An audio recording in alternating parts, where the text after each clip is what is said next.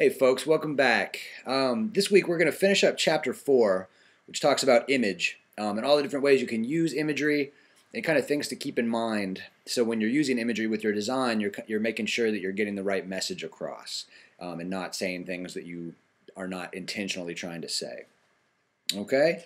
So last week our assignment where we depicted a bird, an illustration or a photograph or an image of a bird, in lots of different ways. And that kind of showed us that you can get these radically different messages with the same kind of image based on how you portray it. The medium that you use, whether it's abstract or representational, if it's iconic, all these different kinds of things that you can really change what the viewer feels whenever they see that image. Okay? And going along with that, as we continue on with chapter 4, there are a lot of other things to keep in mind when you're using images that's going to affect the way the viewer sees things. Just like the way it's presented in the medium, things like that, other things that influence it, looking through in your chapter, the point of view. For example, if you're doing a photograph, and the point of view has to do with the composition. There are all these things that have to do with composition. The point of view, if something is, if you take a picture of somebody and you get the whole body shot where they're off in the distance, that's going to be perceived a lot differently than if you get a really close-up image of just their face, just their eyes. That's going to bring to mind all these different things.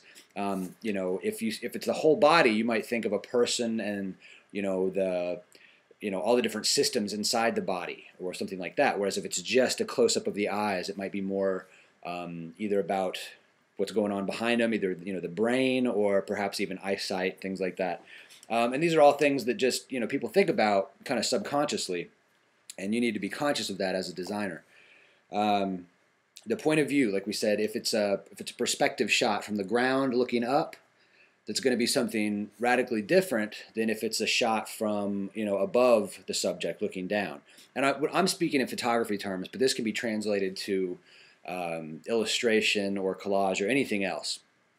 With a collage, when you're dealing with imaginary things or man-made things like collages and illustration, the point of view that you use, things like that, if you have everything arranged so it is similar to a real-world scene, maybe if everything's on horizon line and they're buildings, then that's going to be perceived, people are going to kind of assume that that's real, and they're going to take that to be more realistic than if you just have this crazy composition where things are coming out of the sky and stuff's coming sideways and all kinds of stuff. So that's just kind of an example.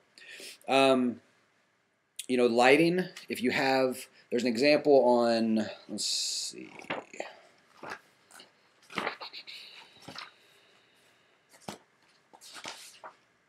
There's an example on page 188 and 189 in your book that has these photographs. Looks like in a hotel. It's down at the bottom, A, B, and C.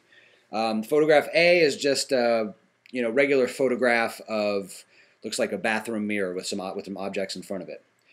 Photograph B, things have been changed up a lot. Now there's a knife and some money, which kind of gives you the foul play idea. And the lighting is not natural. It looks like the light's coming from the ground up as opposed from the top down. So why is the light on the floor? That kind of gives you this ominous feeling.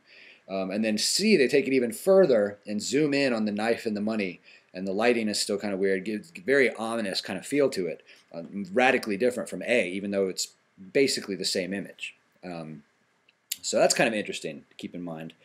Again, the composition. If you're zoomed in really close on something, it's going to accentuate that particular object, versus if you are zoomed out and there's a lot of different things, it's going to be a little harder to differentiate what what kind of message you're trying to get across. And in that same vein, if you combine different styles of imagery, you're going to get a contrast, regardless of what that is, and it can be as pronounced as you want it to be if they're two very different styles. Or it can kind of blend together a little bit better. And there's a kind of a crappy example on page 186 up in the corner. These flowers, different, there's an illustration and some photos of flowers with a skull on top of it, done in different, one's a photograph and then there's some different illustration styles. Kind of a realistic illustration and a iconic illustration. And those, I mean, obviously I don't know what you would use that image for, but it's a good example of these different kind of these contrasts and what's the word I'm looking for? It's a good example of the different kinds of contrast and tension that you can get using these different styles. For instance, if you had a a photograph, realistic photograph with hand-drawn sketching over top of it, that might create sort of a scrapbook or Polaroid kind of feeling, where as opposed to just two photographs or trying to take a photograph of all the elements that you want in that photograph. You can get a different feels for that. I don't know if that makes sense. I'll try to expound upon that. So you combine certain styles, you can create this contrast, this visual kind of play. Also you can you can personify objects. There's an example of that on 189. There's a wine bottle that has a medal around its neck, and that sort of that creates this visual metaphor, basically, where you're creating kind of an imaginary scene where static objects are personified and given human qualities. And we're going to get into that idea of visual metaphor. That's where our assignment's going to be on this week too. So with besides just the things you can do with a single image, you can images combined with other images are going to create a much different idea. You can kind of lead the viewer where you want them to go. And there's an example on 190 where there's this little picture of a baby's face, and combined with these other images, there's one with a kitten right next to it, right underneath it. There's another one with a smiling woman's face, maybe a mother, and then there's another one with the like $100 bills underneath it, and this kind of dumbfounded expression on this child's face kind of has radically different undertones just based on the the juxtaposition of these two images together. There's some other examples down at the bottom of that page of risk. It shows them throwing a cheerleader up in the air, and then at the second spread, they've caught the cheerleader. It's not so much of a risk anymore, and they're saying it's not as risky as it seems. That kind of stuff. I don't know if that's. I don't think I'd want anybody throwing me up in the air, regardless. But anyway.